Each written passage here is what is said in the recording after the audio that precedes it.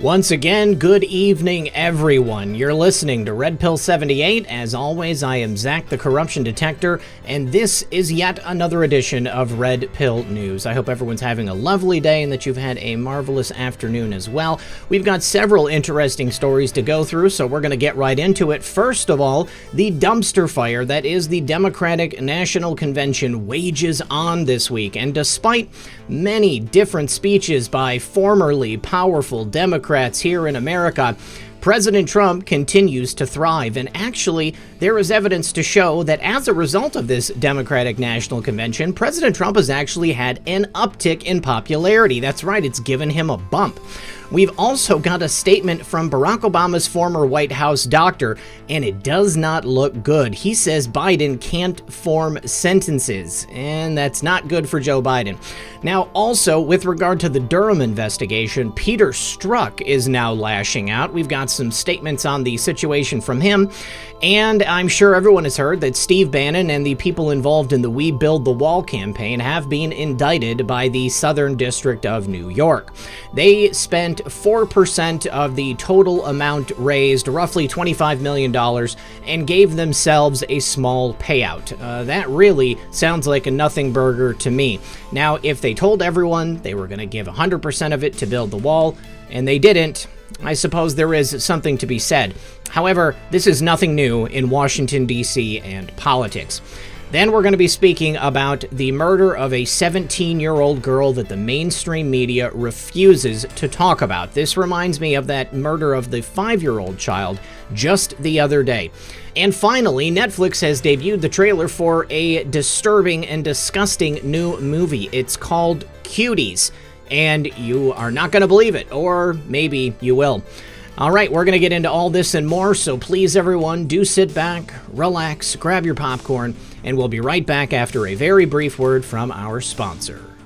Gold just made history again. It hit a record high of $19.33 and 30 cents, and it's showing no signs of stopping. Bloomberg predicts it's going to zoom past $2,000 a lot sooner than expected. Bank of America is saying it's going to be at $3,000 within 18 months, and billionaire Thomas Kaplan predicted a new decade-long bull market will push it past $5,000 an ounce. And silver's joining in the rally too. It jumped 4.5% to its highest since 2013 at $23.86 per ounce. But if it's a surprise to you and you're sick of low returns, hassle, and the volatility of stocks, it's time you look at gold and silver. The team at Noble Gold will help you find a plan that's perfect for you. You can choose a precious metals IRA or 401k this month, and if you do, you might even get a free 5-ounce silver America the Beautiful coin. This offer is for qualified IRAs and 401ks, so please call 877-646-5347 to see if you qualify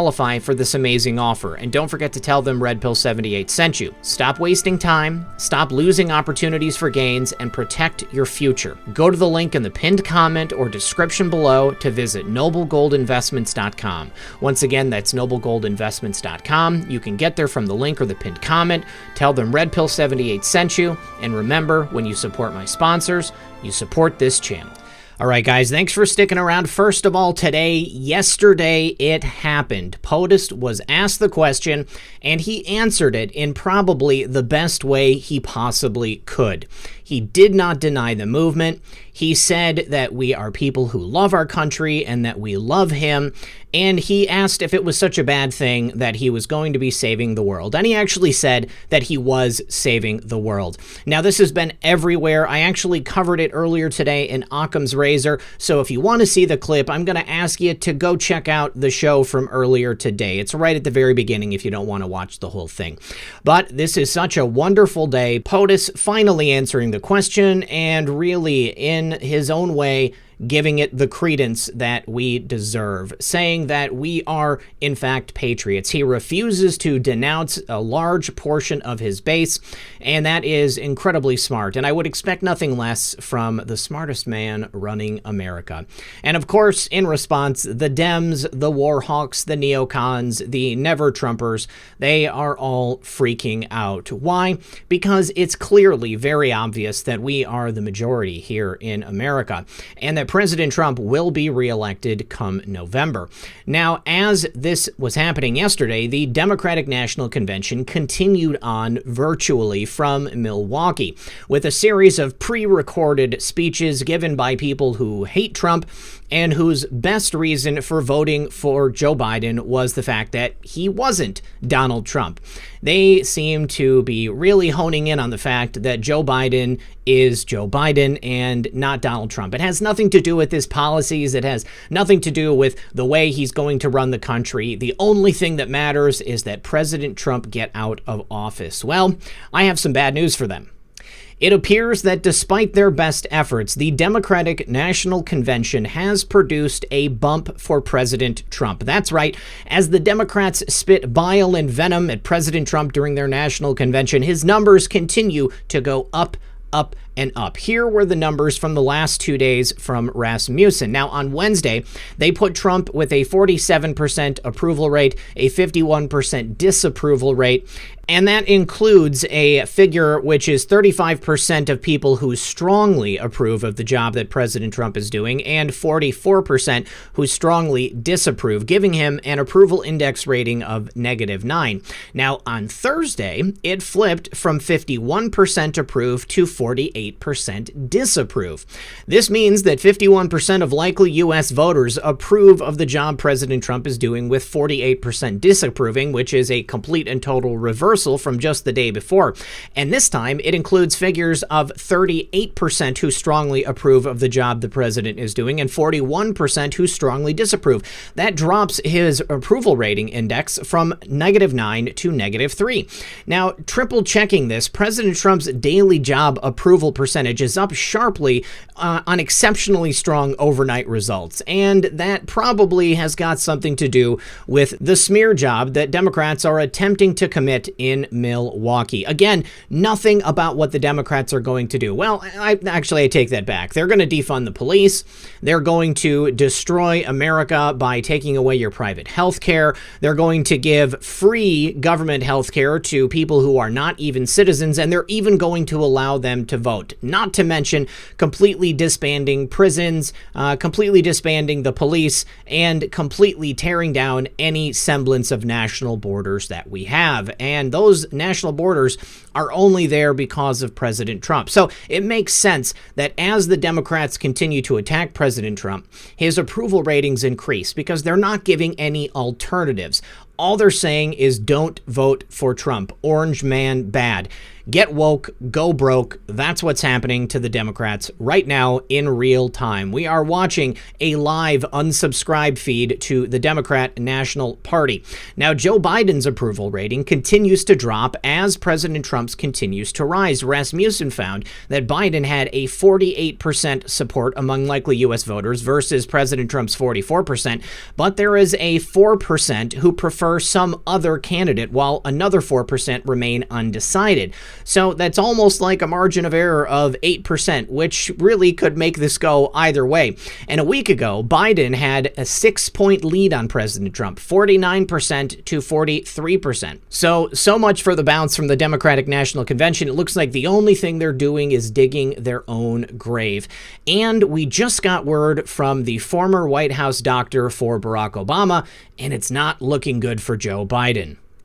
Well, at least someone from the former Obama administration is willing to speak the truth about Joe Biden and his failing mental faculties.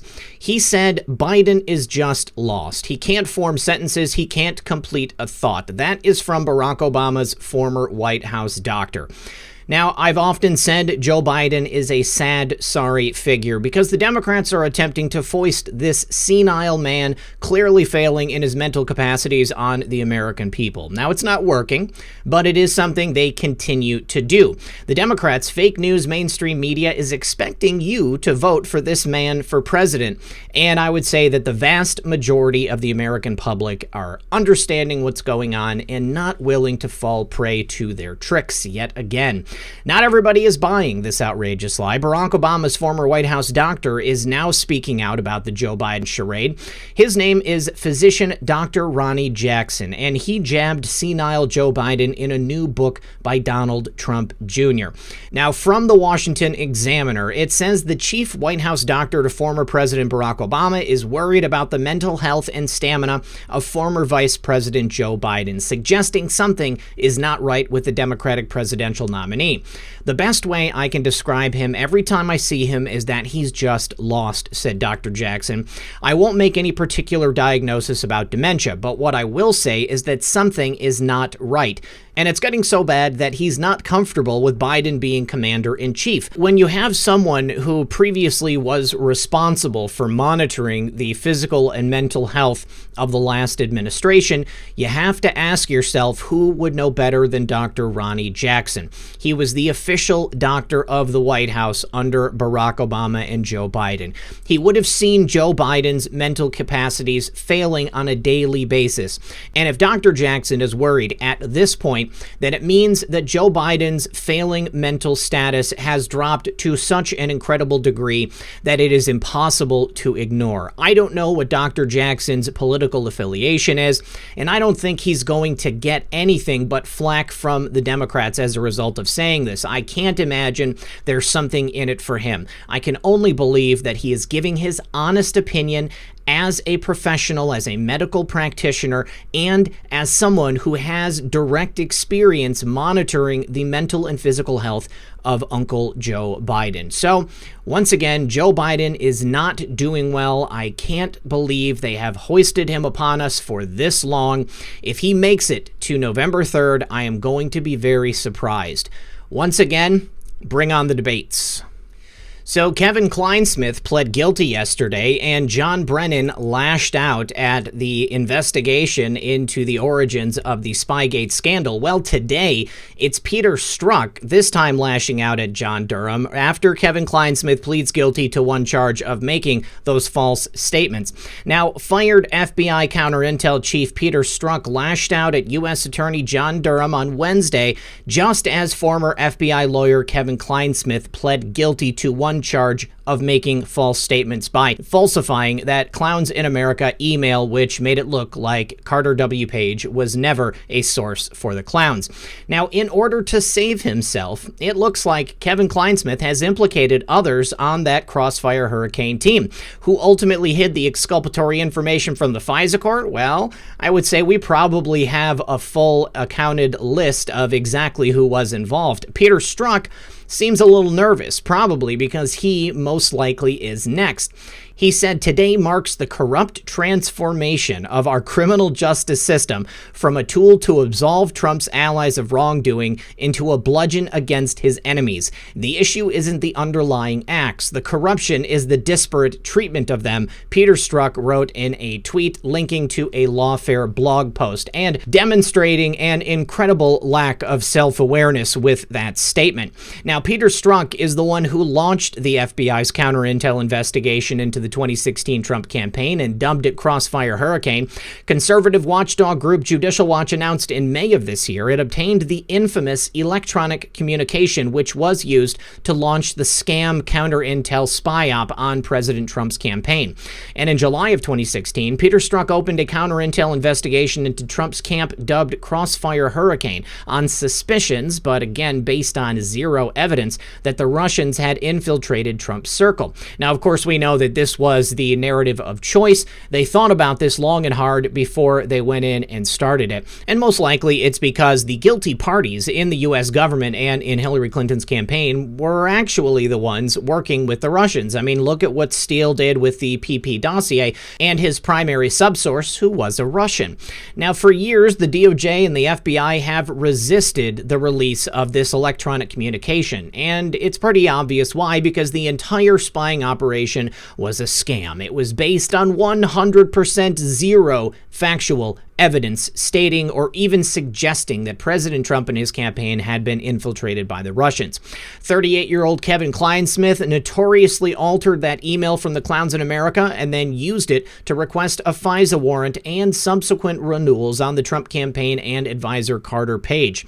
Carter Page previously worked as a source for the Clowns in America. However, Clinesmith falsely said Page was never a clown source. Now, according to Durham's charging document and also in Inspector General Michael Horowitz's report, certain individuals on the Crossfire Hurricane team were told in an August 2016 memorandum that Page was in fact a Clowns in America asset. So, who exactly knew? How many of these people were in on the scam? I would think that in order for it to work, probably all of them were aware of the truth that was happening there at the Clowns in America, that Carter W. Page had multiple times been an asset for the Clowns. Never even you mind about the fact that Peter Strzok had had contact with Carter Page previously due to his own work with the FBI.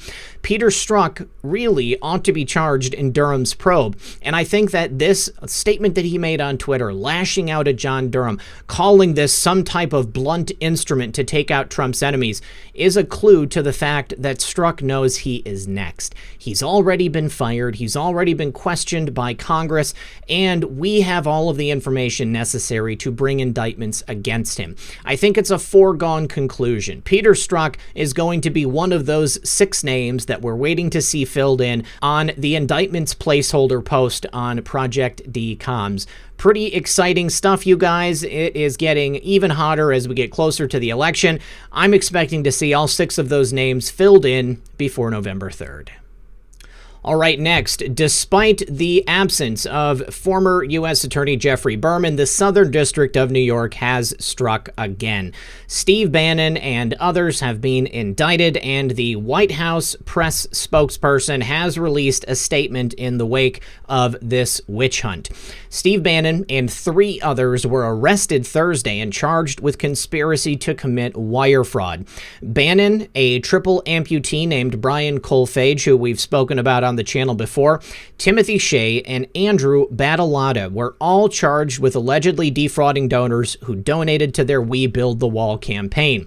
Now, U.S. Attorney Audrey Strauss, who took over for Berman after he left, has handed down these charges, and according to the indictment, Bannon and Colfage raised more than $25 million for the We Build the Wall campaign fund under the false promise that 100% of the money would be used on construction of the border wall.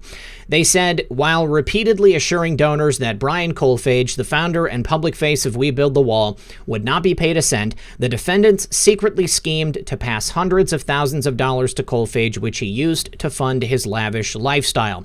I want everyone to remember that Brian Colfage is a triple amputee who lost his limbs while fighting for this country, and the lifestyle that one must lead when you are a triple amputee and you have children and a wife to support, I certainly wouldn't call that lavish. I would call that necessary.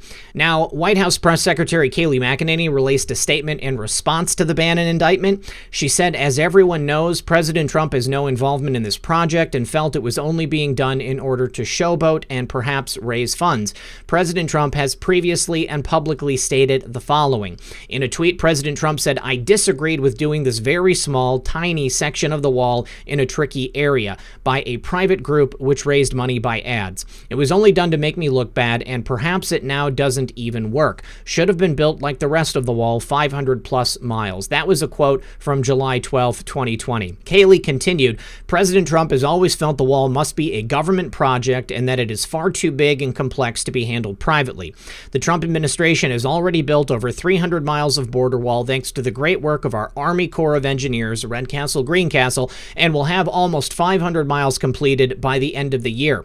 Our southern border is more secure than it has ever been, McEnany added. President Trump has not been involved with Steve Bannon since the campaign and the early part of the administration, and he does not know the people involved with this project, she finished. Now, the question at hand here is obviously what evidence does the SDNY have to show that they actively attempted to defraud donors?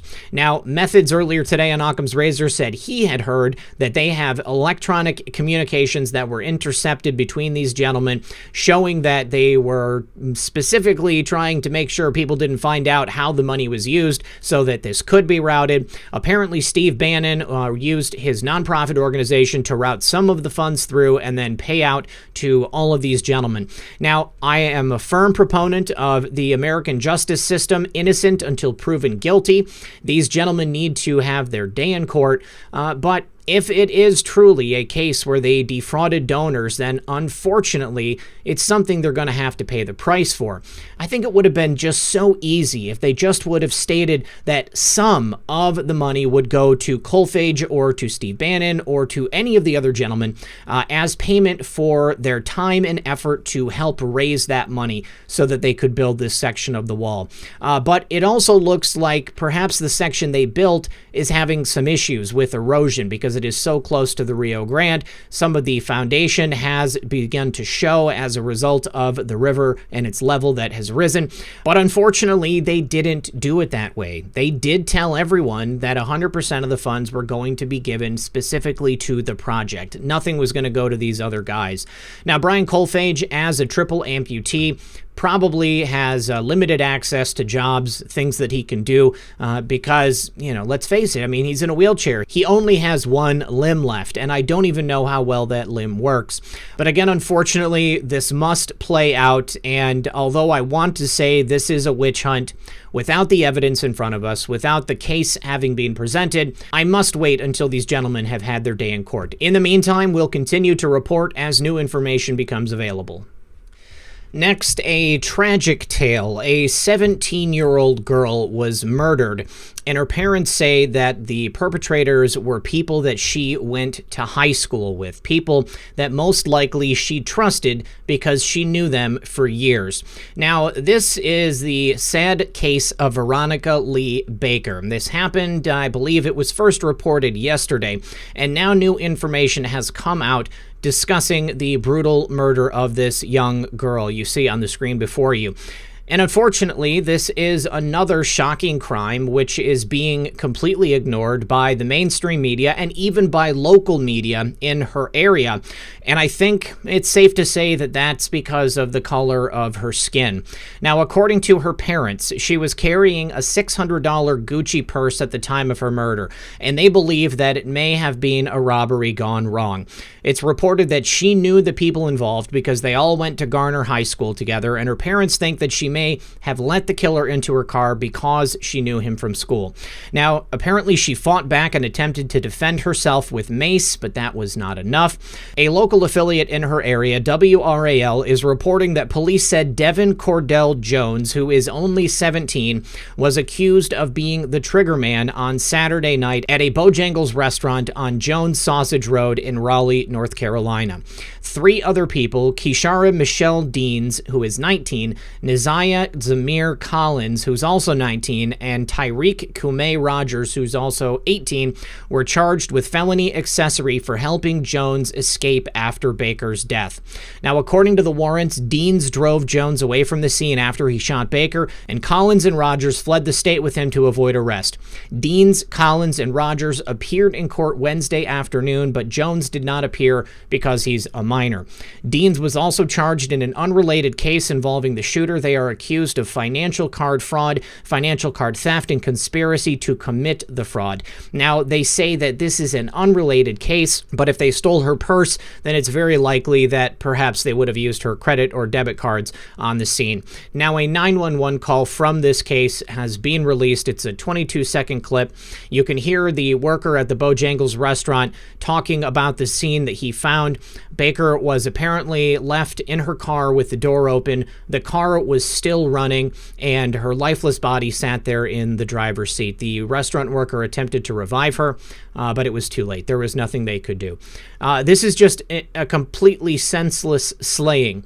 No one deserves to die for a purse, and the people who committed this heinous act certainly deserve the highest level of punishment that is available.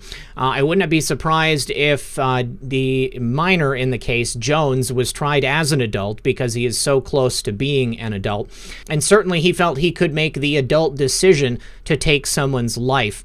Unfortunately, there are no winners in this case. Even if all of these people go to prison for the rest of their lives, we now have 5 young people's lives who are ruined forever. And finally, in yet another signal about the destruction of innocence in Western society, Netflix has debuted a trailer for a new movie which grossly sexualizes children. An 11-year-old girl joins a twerking dance clique to build her self-confidence. That is from the description of the movie. The trailer for the movie, entitled Cuties, was just released, and the movie itself will be released in September. Netflix picked up Cuties out of Sundance from director and writer Maimouna Doucouré after it won an award earlier this year. Now, the description of the movie claims it's about an 11-year-old, a presumably Muslim girl, who breaks with her family's traditions to join a twerking dance crew in the hopes to find stardom at a local dance contest. Amy, 11 years old, tries to escape family dysfunction by joining a free-spirited dance clique named Cuties as they build their self-confidence through dance. That was from the Netflix description. 11-year-old Amy lives with her mom, Miriam, and her younger brother, awaiting her father to rejoin the family from Senegal. Amy is fascinated by disobedient neighbor Angelica's free-spirited dance clique, a group that stands in sharp contrast to stoic Miriam's deeply held traditional values. Undeterred by the girl's initial brutal dismissal and eager to escape her family's simmering dysfunction, Amy, through an ignited awareness of her burgeoning femininity, propels the group to enthusiastically embrace an increasingly sensual dance routine, sparking the girls' hope to twerk their way to stardom at a local dance contest. The girls starring in the movie are obviously prepubescent or in the early stages of puberty, and it's pretty much a consensus that with the release of this movie, Netflix is sexualizing children. There currently is an online petition to remove Cuties from Netflix. The link will be in the pinned comment below of this video. I urge you to sign your name to this petition. This is just another example of companies like Netflix using children in a way that completely destroys their innocence. We do not need to see films about children finding their femininity and sexualizing themselves for the enjoyment of adults to watch at the age of 11. Let's be honest, either this movie was created for adults who would like to watch this kind of thing, or it's created to influence other 11-year-old girls to get them to exhibit this exact same type of behavior. And let's not forget who sits on the board at Netflix: people from the former Obama administration. All right, guys, that is all that I have for you today. I want to thank everyone for joining me. As always, this has been Red Pill 78. I am Zak, the Corruption Detector, and this was another edition of Red Pill News. Good luck, everyone, and God bless. Hey guys, one more thing. I just want to thank everyone for watching today. If you have not subscribed yet, I urge you to please consider subscribing.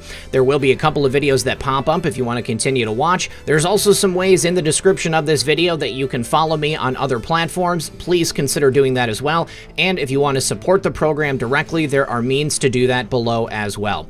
Thank you all for your support over the last couple of years. Consider liking and sharing this video and help me get the real news to people who don't yet know they've been lied to.